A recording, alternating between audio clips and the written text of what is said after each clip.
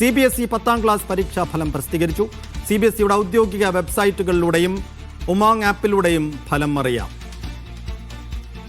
തൗഫീഖ് അസ്ലം വിശദാംശങ്ങൾ നൽകും. തൗഫീഖ്, വിദ്യാർത്ഥികൾക്ക് എങ്ങനെയൊക്കെ ഫലം അറിയാനുള്ള സൗകര്യങ്ങളുണ്ട്? വിശദാംശങ്ങൾ എന്താ?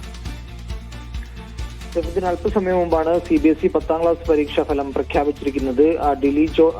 ഡിജി ലോക്കർ അതോടൊപ്പം തന്നെ ഉമാങ് ആപ്ലിക്കേഷനുകളിലാണ് ഈ ഫലം ആദ്യം ഇപ്പോൾ എത്തിയിരിക്കുന്നത്. ഈ ഫലം നേരത്തെ തന്നെ പ്രസിദ്ധീകരിക്കുമെന്ന് CBSE അറിയിച്ചിരുന്നു. ഇനിയിപ്പോൾ 12ാം ക്ലാസ് പരീക്ഷാ ഫലം കൂടി പുറത്തുവരാനുണ്ട്. മെയ്യിൽ നടക്കാനിരിക്കുന്ന 2ാം ഘട്ട ബോർഡ് പരീക്ഷകൾ മുന്നിൽ കണ്ടാണ് ഈ മൂല്യനിർണ്ണയ നടപടികൾ CBSE വേഗത്തിലാക്കുകയും ഇന്നിപ്പോൾ 10ാം ക്ലാസിന്റെ പരീക്ഷാഫലം പ്രസിദ്ധീകരിക്കുകയും ചെയ്തിരിക്കുന്നത്. വിദ്യാർത്ഥികൾക്ക് മാർക്ക് ലിസ്റ്റുകളും സർട്ടിഫിക്കറ്റുകളും വേഗത്തിൽ ലഭ്യമാക്കാൻ ഡിജി ലോക്കർ സംവിധാനം ഇത്തവണ സഹായിക്കുമെന്നുള്ള ഒരു പ്രത്യേകത കൂടിയുണ്ട്.